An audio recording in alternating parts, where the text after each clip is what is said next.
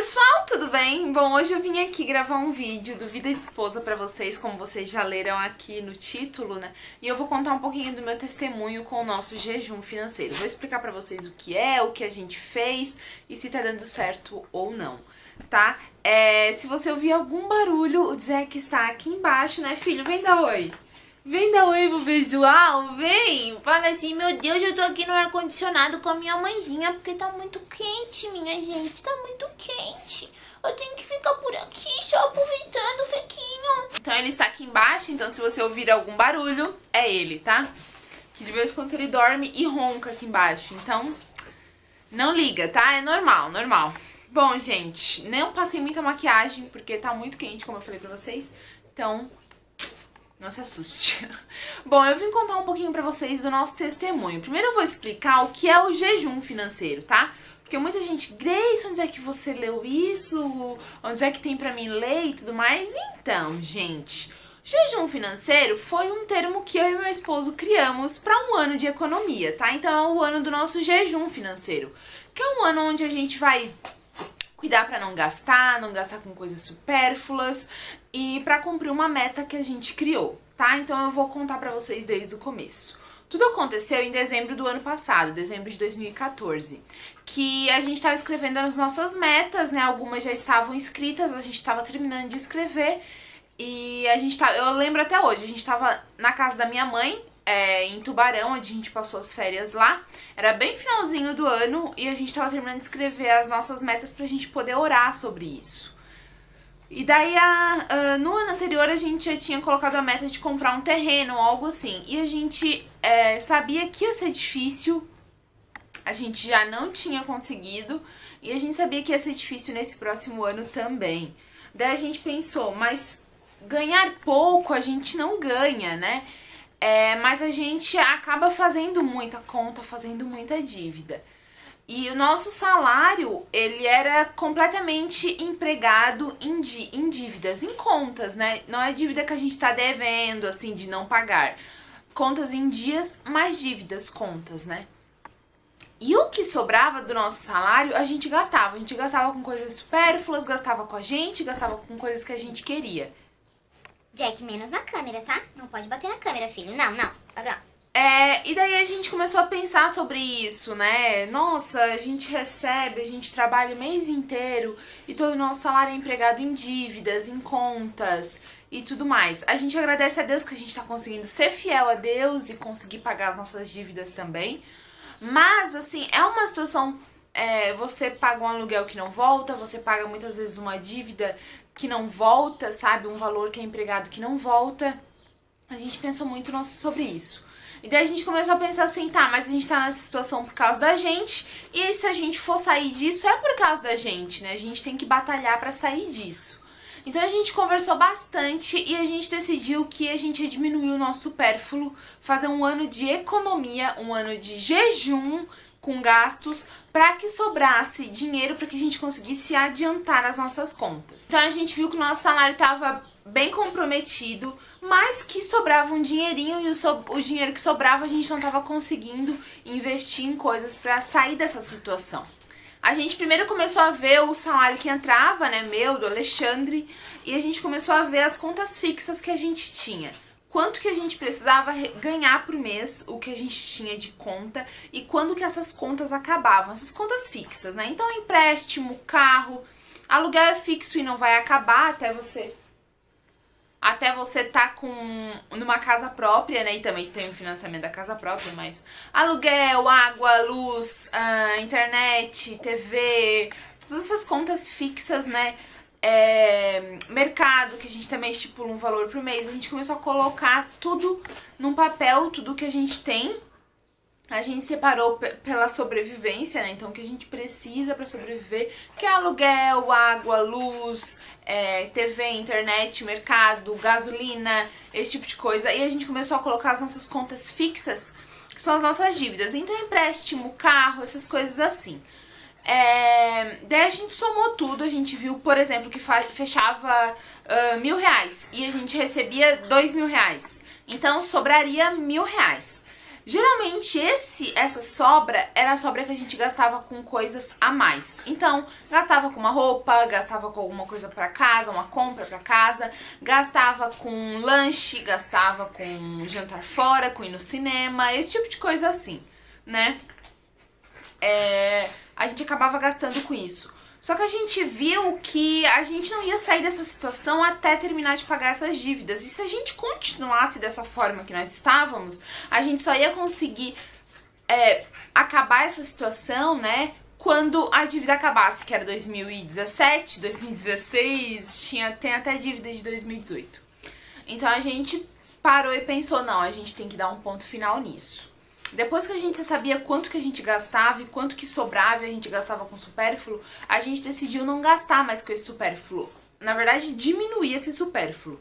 Então, se sobrasse R$1.000 do nosso pagamento, ou R$500, né, um exemplo, a gente ia, por exemplo, gastar R$50 com supérfluo, R$100 com supérfluo e o resto todo a gente ia adiantar as dívidas, né? Eu sei que tem coisas que é com carnê, não tem como a gente adiantar, tipo, quero pagar uma dessa e metade do mês que vem, não dá, né? Mas pelo menos guardar esse dinheiro ou pagar uma outra dívida que dá. Então a gente começou a fazer isso. E daí, assim, em vez de pagar uma parcela, a gente começou a pagar 2 parcelas. E foi muito legal, gente. Essa foi a primeira coisa. Então, na verdade, o primeiro ponto que a gente decidiu para esse jejum financeiro era esse ano ter um pouco menos de lazer, de supérfluo e um pouco mais de empenho para pagamento dessas nossas contas, dessas nossas dívidas, né?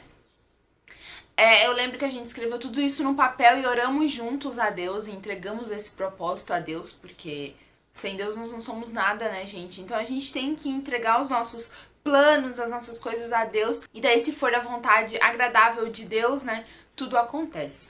E daí eu lembro que a gente orou, entregamos as nossas metas do ano, ali da virada do ano pra Deus, né? E a gente começou o ano empenhado nisso.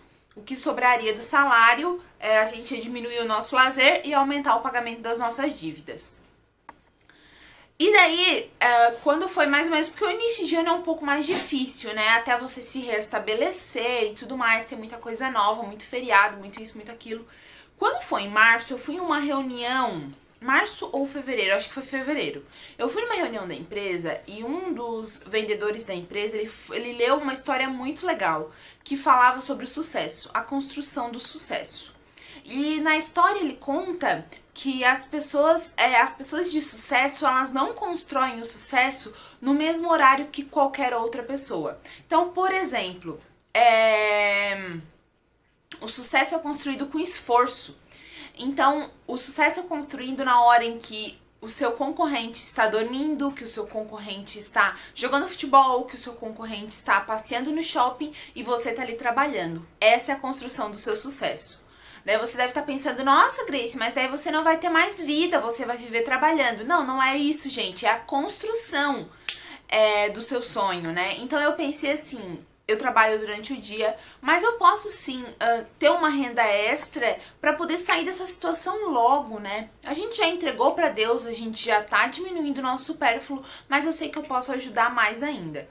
E daí eu falei pro Alexandre assim, olha, esse ano eu vou trabalhar mais, eu vou me dedicar mais para que as coisas aconteçam. Eu tô sentindo que se eu me dedicar mais vai acontecer.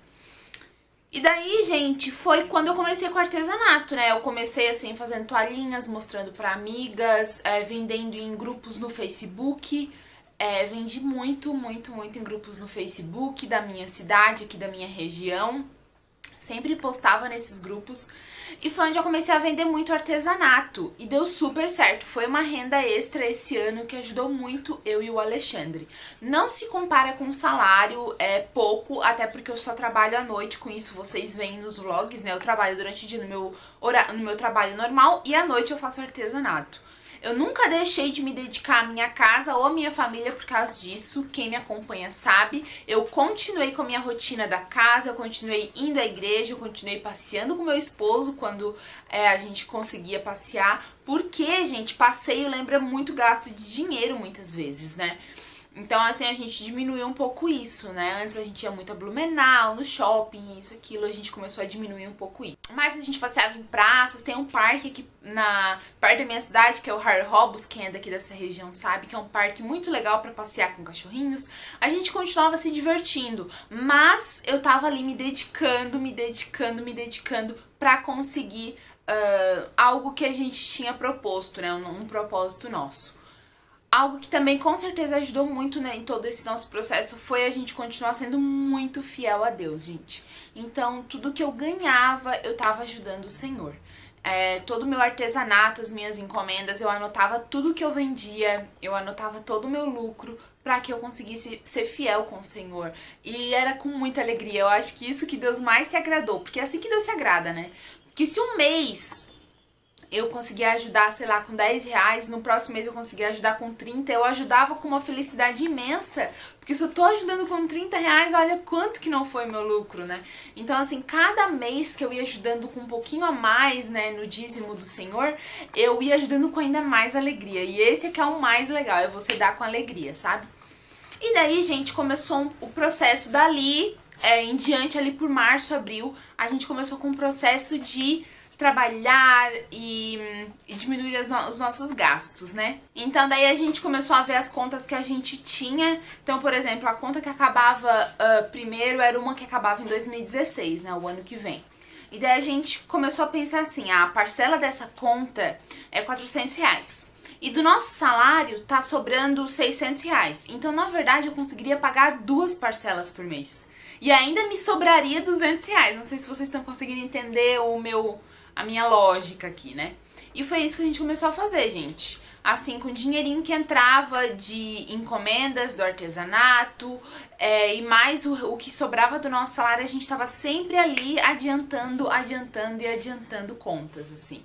Quando foi agora, em outubro, a gente terminou essa conta que a gente só terminaria em 2016. Então, gente, uma conta a menos. E vocês não têm noção da alegria que é isso. É muito, muito, muito, muito bom. E o que é mais legal é que, assim, foi um ano de muito empenho, mas foi um ano que o Alexandre e a gente foi muito abençoado, gente, muito abençoado. A gente continuava gastando aquele dinheirinho com uma comprinha pra casa, com uma comprinha pra gente, né, uma bobicinha, um sorvete, algo assim, mas muita coisa a gente diminuiu e a gente parece que não sentia falta, sabe? E a gente foi muito abençoado esse ano, sabe? Assim, eu e o Alexandre, a gente não consegue pensar nesse ano que está passando, né, que está acabando, como um ano de sofrimento, de luta, sabe, de coisa pesada, de dívida, de conta, disso. Não, a gente viveu com pouco dinheiro, mas a gente viveu bem, a gente viveu feliz, a gente tava assim todo mês pensando, meu Deus, olha só, tá acabando. E a gente tava muito feliz, gente. Agora, final do ano, se Deus quiser, a gente vai terminar mais uma conta, que também era, eu acho que pra início de 2017, a gente já tá terminando. Porque o que acontece? Quando essa conta que a gente tinha acabou em outubro, sobrou mais a parcela dela. Então, digamos que sobrou mais 400 reais. Então, sobrou 400 mais 600 que sobrava do salário pra gente pagar outra conta. Então, gente, juro pra vocês, eu tô só dando valores em suposição, assim, né?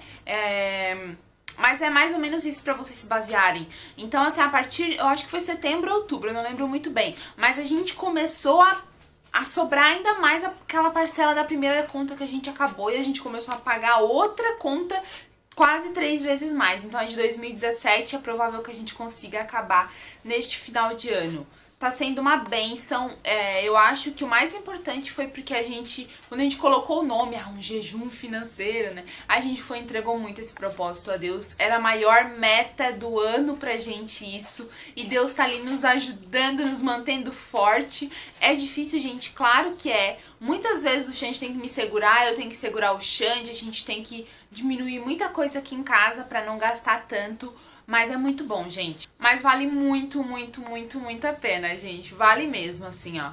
Eu demorei pra gravar esse vídeo porque eu realmente queria ter o que falar pra vocês. Eu queria ter o que contar da minha experiência, né, pra vocês.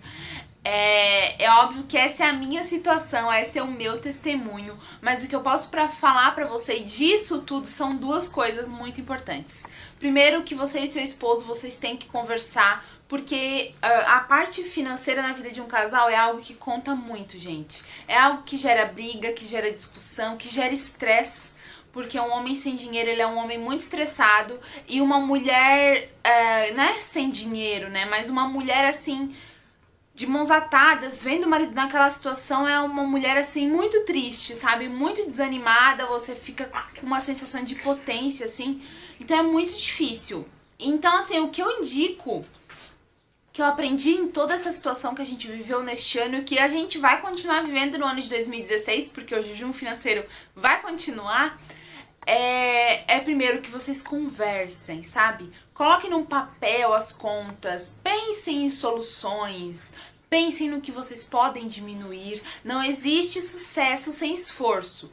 Eu quero deixar claro pra vocês que o meu sucesso não era virar uma artesã e vender coisas aí à reveria. Não, o meu sucesso, quando eu ouvi a história, eu pensei no meu sucesso, no sucesso do propósito que eu fiz com o meu esposo, né? Esse era o sucesso. Então eu pensei, opa, eu tenho que criar algo e ter esforço. Então essa é a segunda dica pra vocês, na verdade. A primeira é conversar com seu esposo e sempre a decisão que vocês tiverem, conversem e entreguem pra Deus. Eu sempre falo isso, mas eu vou falar de novo. Independente da sua religião, converse com seu esposo e entregue isso a Deus. Deus tá te ouvindo, você sabe disso. Chega e fala, ó, Deus, esse é o nosso propósito, eu espero que seja agradável ao teu coração, que tu consiga seguir os planos que tu tens para as nossas vidas, sabe? Converse com Deus, conte pra Deus que Ele é fiel e se você ser fiel vai dar tudo certo, tenha certeza. E a segunda coisa que eu te indico é não fique esperando as coisas acontecerem. Corra, vá à luta, gente. Não tem sucesso, não existe sucesso em qualquer coisa que você quiser. Sucesso não significa fama, gente. Sucesso de ter algo bem sucedido, sabe? De ter um propósito bem sucedido, um pagamento de uma dívida bem sucedida, um trabalho bem sucedido. Então, se você quer, corra atrás. O que você pode fazer para ajudar? Eu faço artesanato, eu faço docinho, sabe? Tem tantas coisas hoje em dia que a gente pode fazer. Corra atrás, crie algo, sabe? Não fique esperando o sucesso vir, não fique esperando o sucesso vendo televisão, não fique esperando o sucesso dormindo, sabe? E o sucesso não vai chegar dessa forma, gente. Você tem que levantar e seguir, e ir em frente. Daí o sucesso vem. Trabalhe um pouco mais, é claro, cuide de você, cuide da sua família, cuide da sua casa, cuide da sua vida. Só que se você, de 4 horas que você passaria dormindo, você dormir 3, 1 hora você passar ali, ó, com certeza já vai valer a pena.